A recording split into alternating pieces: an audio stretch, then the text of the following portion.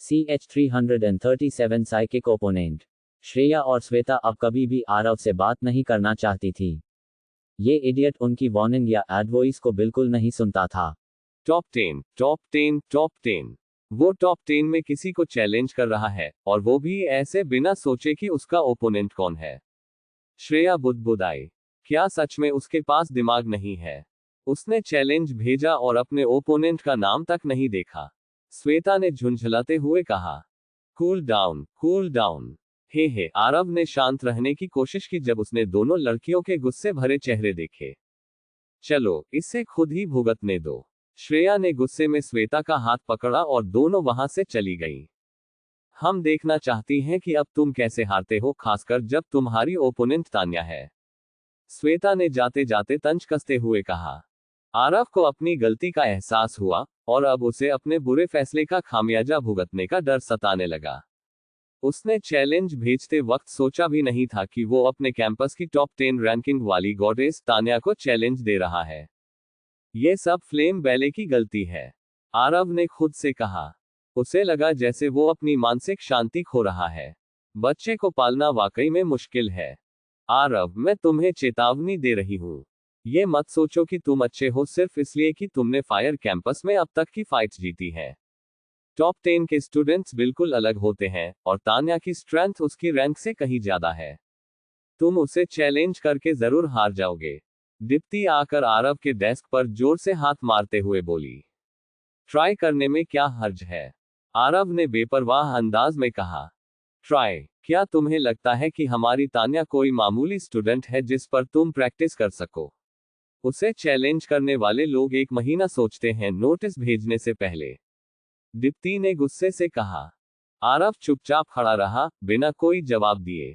उसने सोचा कि आज उसने कितनी बड़ी गलती कर दी, और शायद 3 लड़कियों को भी नाराज कर दिया। ड्यूलिंग ग्राउंड के बाहर भीड़ इकट्ठी थी, और हर कोई इस बड़े मुकाबले को देखने के लिए एक्साइटेड था। टॉप 10 से संबंधित किसी भी ड्यूल का अट्रैक्शन हमेशा ज्यादा होता है, खासकर जब 2 ऐसे लोग आमने सामने हो जिनकी अलग अलग वजहों से फैन फॉलोइंग हो।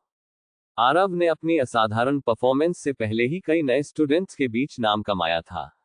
उसकी डिमन किंग की पहचान ने उसे और भी फेमस कर दिया था, और उसके डबल इनेट एलिमेंट्स की खबर अब पूरे कैंपस में फैल चुकी थी। इस वजह से बहुत से लोग इस ड्यूल को देखने आए थे। हालांकि सच कहा जाए तो उनमें से ज्यादातर लोग तान्या को देखने के लिए आए थे। तान्या फायर कैंपस की गॉडेस मानी जाती थी। वो न सिर्फ फायर कैंपस के टॉप 10 में शामिल थी, बल्कि आर्केन यूनिवर्सिटी की टॉप 10 ब्यूटीज में भी उसका नाम था। आर्केन यूनिवर्सिटी के स्टूडेंट्स हर चीज के लिए टॉप 10 लिस्ट्स बनाते थे। Top 10 experts, most handsome main, और सबसे खूबसूरत लड़कियों की लिस्ट, और तान्या हर लिस्ट में अपनी जगह बनाती थी। उसकी खूबसूरती के साथ साथ उसकी मैजिक स्ट्रेंथ ने भी उसे खास बना दिया था। जब खबर फैली कि डिमन किंग आरव ने तान्या को चैलेंज किया है, तो हर कोई इसे देखने के लिए उमड़ पड़ा। ये खबर ब्रेकफास्ट स्टॉल तक फैल चुकी थी, तो ऐसा होना आम बात थी कि ड्यूलिंग ग्राउंड में काफी भीड़ हो। योजक चिन्ह। मिस्टर हीराचंद, जो आरव के पिछले कारनामों से परिचित थे, जैसे ही उन्हें इसके बारे में पता चला, वो तुरंत ड्यूलिंग ग्राउंड में पहुंचे। उन्होंने देखा कि आरव अभी भी स्टेज पर नहीं गया था, तो उन्होंने उसे क्यूरियसली पूछा, आरव, तुम अभी तक बाहर क्यों हो? तुम्हें पता है न, आज तुम भीड़ का मैन अट्रैक्शन हो, बहुत से लोग तुम्हारा इंतजार कर रहे हैं। आरव ने एक हल्की मुस्कान के साथ जवाब दिया, मैं बस 1 मिनट में जाऊंगा। ठीक है, लेकिन याद रखना, आज तुम्हारी ओपोनेंट काफी स्ट्रॉन्ग है। कोशिश करो कि बहुत बुरी तरह से हारो नहीं। मिस्टर हीराचंद ने हल्के से मजाक किया और आरव के कंधे पर थपथपाया। थोड़ी देर बाद मिस्टर हीराचंद अंदर चले गए, और आरव ने एक 18 साल के लड़के को ड्यूलिंग ग्राउंड के अंदर ले आया। लड़का पहली बार ऐसे बड़े मौके का सामना कर रहा था, इसीलिए वो नर्वस और एक्साइटेड दिख रहा था। उसके मन में कई सवाल थे, लेकिन वो समझ नहीं पा रहा था कि उन्हें कैसे पूछे। आरव ने लड़के की घबराहट को देखा और उससे कहा, आराम से रहो, सब कुछ ठीक हो जाएगा। बस ध्यान रखो कि तुम यहाँ सीखने आए हो, और यही सबसे बड़ी बात है। जैसे ही आरव और तान्या ड्यूलिंग ग्राउंड में एंटर हुए, आरव ने महसूस किया कि स्पेक्टेटर्स की संख्या उसकी उम्मीदों से कहीं ज्यादा थी। लगभग हर सीट भरी हुई थी, और हर कतार में दर्शक थे। आम ड्यूल्स में इतनी भीड़ नहीं होती थी।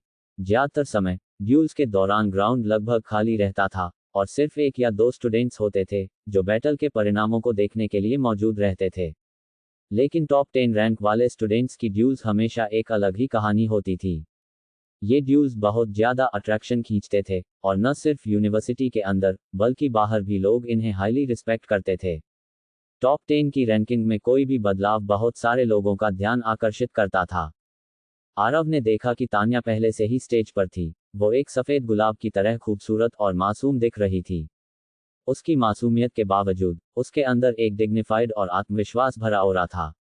उसने अपने बालों को बांध रखा था और उसकी प्रेजेंस उसके चेहरे को अट्रैक्टिव बना रही थी। अगर आरव को पता होता कि तान्या 10वीं रैंक पर है तो वो उसे चैलेंज करने की बजाय 9वीं रैंक वाले को चैलेंज देता।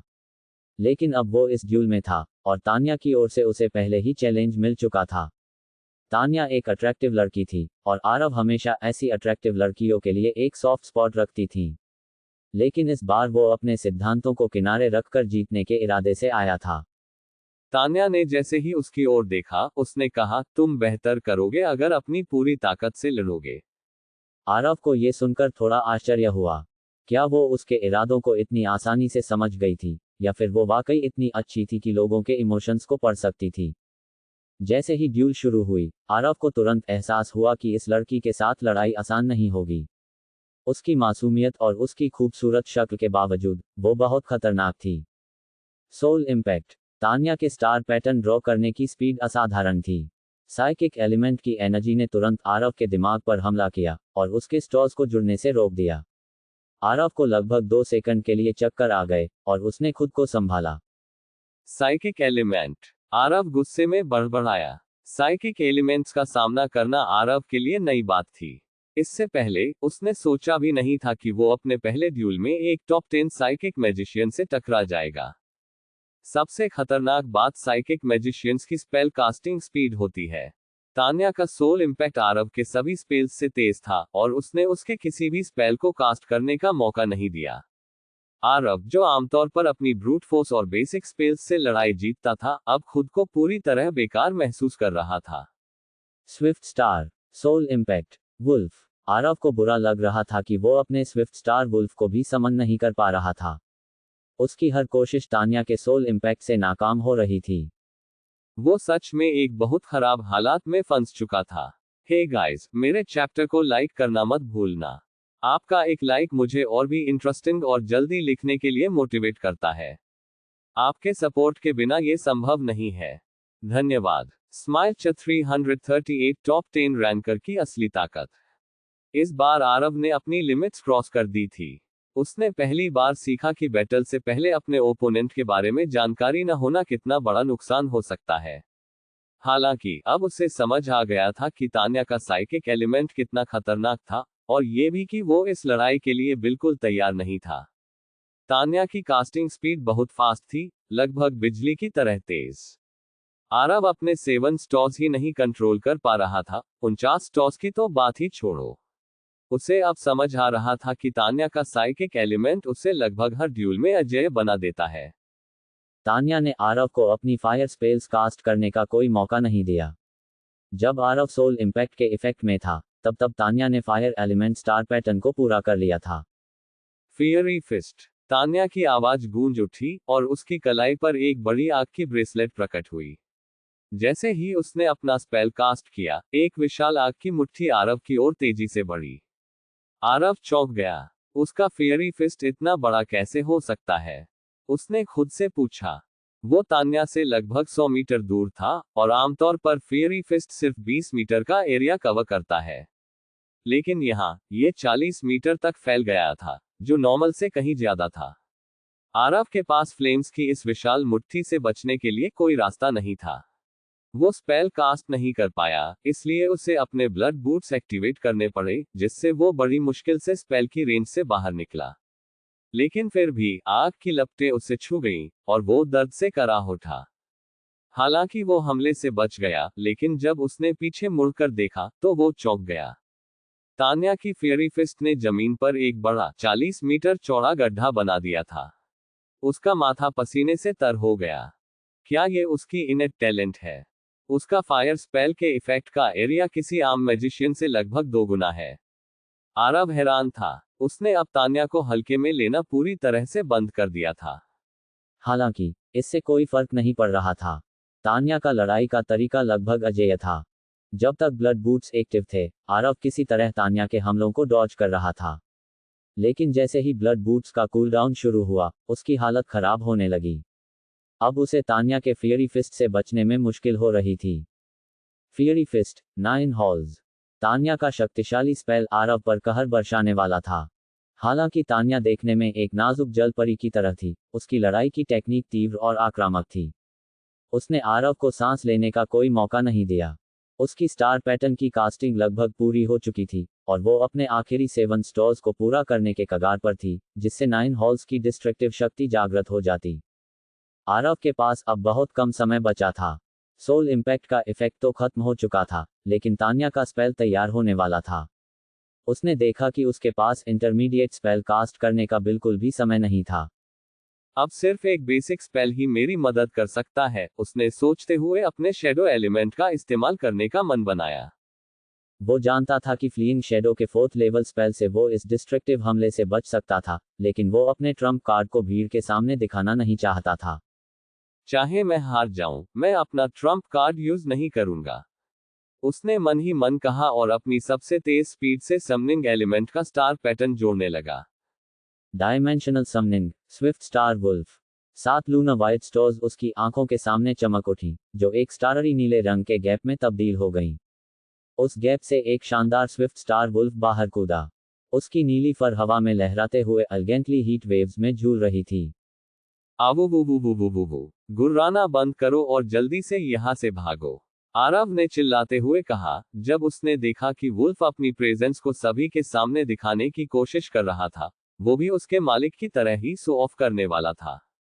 स्विफ्ट स्टार वुल्फ सिचुएशन से पूरी तरह अनजान था, लेकिन जब उसने देखा कि कुछ दूरी पर तान्या अपनी एनर्जी से भरपूर फियरी फिस्ट को जमीन पर पटकने वाली थी, और ग्राउंड के नीचे से डिस्ट्रक्टिव ऊर्जा महसूस की, तो वो बिना किसी देरी के तुरंत दूर भागने लगा।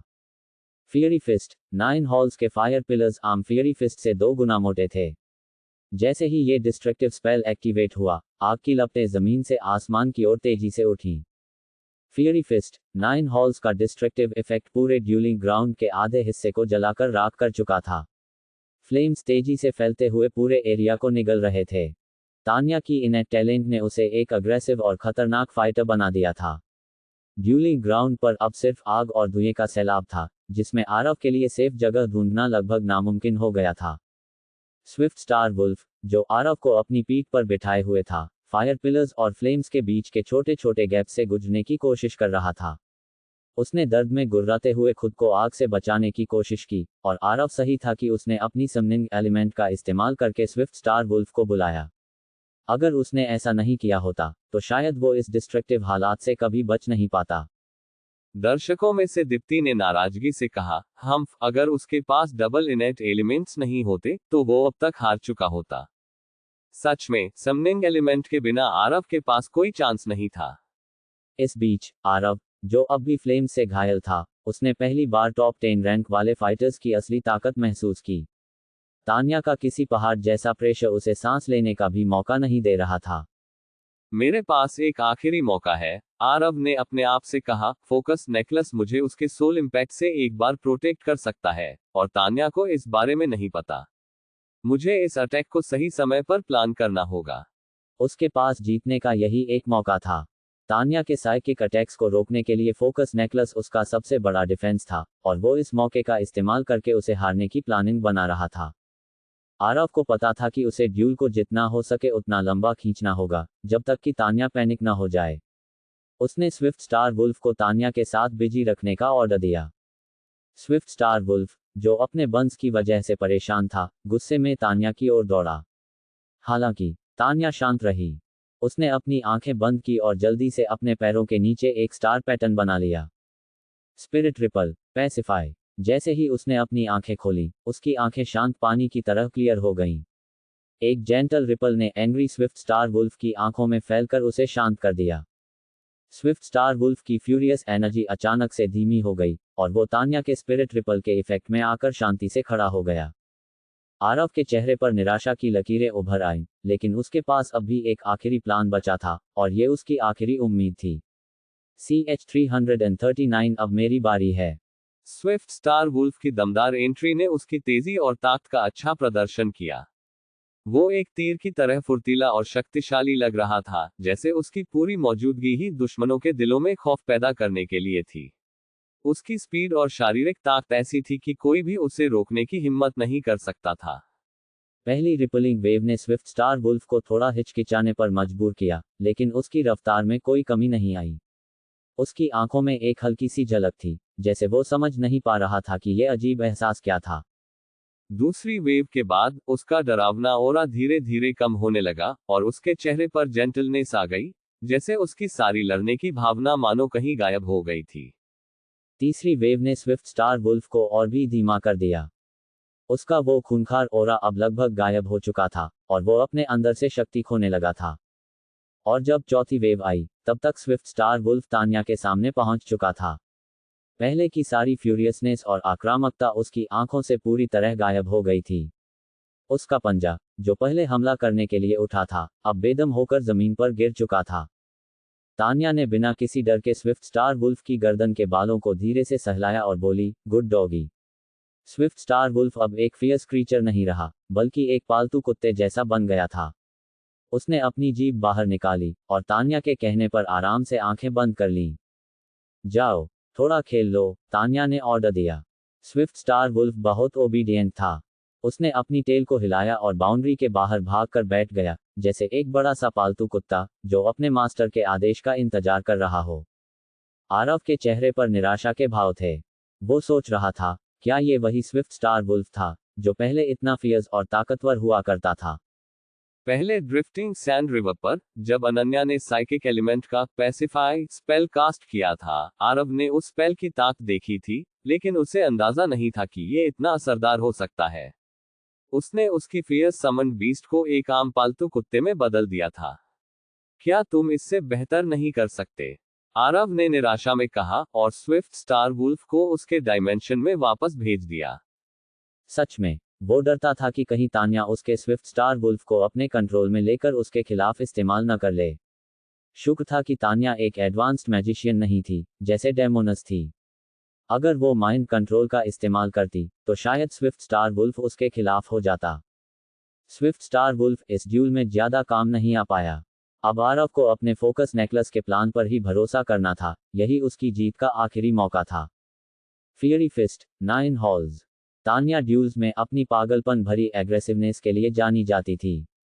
जब उसकी फियर फिस्ट, जो उसकी नॉर्मल साइज से 2 गुना बड़ी थी, जमीन पर जोर से टकराई, तो 9 फायर पिलर्स से निकली हुई फेंट ब्राउन फ्लेम्स ने पूरे एरिया को घेर लिया।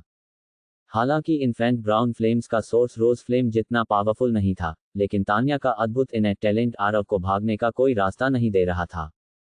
आरव ने सोचा था कि वो स्पेल की रेंज से बाहर आ चुका है, लेकिन अचानक एक मोटा और विशाल फायर पिलर उसके नीचे से निकलकर जो उसे हवा में उड़ा देता है। वो चौंक गया जब उसे एहसास हुआ कि वो अब भी इस अटैक के इफेक्टिव एरिया में है। हवा में लहराते हुए आरव की स्किन पास की फ्लेम्स से जलने लगी। उसके कपड़े हवा में बिखरते हुए राख में बदल गए, जिससे उसकी जली हुई स्किन दिखने लगी। आरव ने महसूस किया कि उसका सिर चकराने लगा है, जैसे उसे किसी भारी चोट के बाद होने वाली गहरी थकान और कंफ्यूजन महसूस हो रही हो। लेकिन उसने फिर भी किसी अदृश्य ताकत की तरह खुद को जमीन पर खड़ा कर लिया। उसके पैर कांप रहे थे और उसका शरीर अब भी जल रहा था। उसने खून की एक घूंट थूक दी, लेकिन हार मानने से इनकार कर दिया। तान्या ने उसे हैरानी से देखा। तुम अभी तक अपने इक्विपमेंट का इस्तेमाल क्यों नहीं कर रहे हो? उसने अचरज में पूछा। वो समझ नहीं पा रही थी कि क्या ये आरव की आउटस्टैंडिंग फायर रेजिस्टेंस की वजह से था, जो उसकी सोल सीड से आ रही थी, या उसके 3 एलिमेंट्स का होना उसे इतना मजबूत बना रहा था कि वो इतने भारी अटैक के बावजूद उठ खड़ा हुआ। आमतौर पर उसके ओपोनेंट एक डायरेक्ट हिट के बाद लगभग आधे से ज्यादा घायल हो जाते थे। क्या कहूं, लगता है तुम एक्साइटेड हो मेरे 8 पैक्स एब्स देखने के लिए, आरव ने एक शरारती मुस्कान के साथ जवाब दिया। उसके ऊपरी हिस्से की टी शर्ट जगह जगह से जल गई थी, जिस वजह से उसका वेलफिट शरीर दिखाई दे रहा था। थोड़े समय की बात थी, पूरे टी शर्ट के जलते ही उसका ऊपरी शरीर पूरी तरह से दिखाई देने लगेगा। तुम्हारी जुबान तो तेज है, लेकिन अगर तुमने अगले अटैक से बचने के लिए अपने इक्विपमेंट का इस्तेमाल नहीं किया, तो शायद अगले महीने बिस्तर से उठ भी नहीं पाओगे, तान्या ने एक ठंडे लहजे में कहा। आरव अपनी जगह पर स्थिर खड़ा रहा, लेकिन उसका ध्यान अब कहीं और था। उसने पहले ही एक स्टार पैटर्न बनाना शुरू कर दिया था। दो ब्राइट रेड स्टार ऑर्बिट्स एक दूसरे को क्रॉस करते हुए एक फियरी स्टार पैटर्न का ढांचा बना रहे थे। अनगिनत स्टार्स उनके आसपास उभरने लगे, और एक चमकीली लाइन उन्हें जोड़ने लगी। तान्या को एहसास हुआ कि कुछ बड़ा होने वाला है। इससे कोई फायदा ही हो वाला है। तान्या ने सोचा कि आरव अब एक डेड एंड में था। असल में आरव भी जानता था कि इस स्टेज पर उसका आर्मर उसे ज्यादा नहीं बचा सकता, क्योंकि वो अपने पूरे फोकस के साथ कोई स्पेल कास्ट नहीं कर पा रहा था। आर्मर उसे कुछ अतिरिक्त समय ही दे सकता था, लेकिन उसका असली प्लान कुछ और था। तान्या ने सोचा था कि आरव ने हार मान ली है, इसलिए उसे थोड़ा समय दिया ताकि वो देख सके कि आखिर आरव क्या कर रहा है। जब चौथी ऑर्बिट कंप्लीट हो गई, तान्या ने सोचा कि अब उसे रोकने का समय आ गया है। उसने अपनी साइकिक स्टार ऑर्बिट्स लगभग तुरंत कंप्लीट कर ली और सोल इंपैक्ट नामक एक अदृश्य एनर्जी रे को आरव की दिशा में भेजा। ये एनर्जी इतनी तेज थी कि आरव इसे अवॉइड नहीं कर सकता था। हालांकि आरव की बॉडी को कोई नुकसान नहीं हुआ, पर उसका माइंड तुरंत एक बड़ा झटका महसूस कर रहा था। स्टॉस जो वो अलाइन कर रहा था, सभी दिशाओं में बिखर गए, जैसे कि साइकिक अटैक की वजह से उसका पूरा फोकस ही छिन गया हो। फोकस। आरव ने खुद को संभालने की कोशिश की। तभी उसके चेस्ट पर लगा फोकस नेकलेस एक ओशन ब्लू ग्लो निकालने लगा। ये नेकलेस न केवल एक मानसिक दीवार का निर्माण करता था, बल्कि उसके माइंड की फोकस और कंसंट्रेशन को भी बढ़ाता था। सोल इंपैक्ट के दर्द से वो विचलित तो हुआ, लेकिन इस नेकलेस ने उसकी सहनशक्ति को काफी बढ़ा दिया। हालांकि स्टॉर्स पहले फियर में उड़ चुके थे, आरव ने अपने ब्रूट फोर्स का इस्तेमाल कर उन्हें वापस खींच लिया और फिफ्थ ऑर्बिट को कंप्लीट कर दिया। सिक्स्थ ऑर्बिट अब बनने लगी थी, और तान्या के पास ज्यादा समय नहीं था। एक फोकस मैजिक टूल। तान्या को आखिरकार समझ आया कि आरव इतना आत्मविश्वास क्यों दिखा रहा था, लेकिन अब उसे रोकने में देर हो चुकी थी। आरव के चारों ओर जंगली रोज फ्लेम्स उठने लगी, और हवा में भी आग की लपटें फैल गईं। अब मेरी बारी है, आरव ने जोश से कहा। उसकी आंखों में एक नया आत्मविश्वास झलक रहा था। रोज फ्लेम, फियरी फिस्ट, 9 हॉल्स।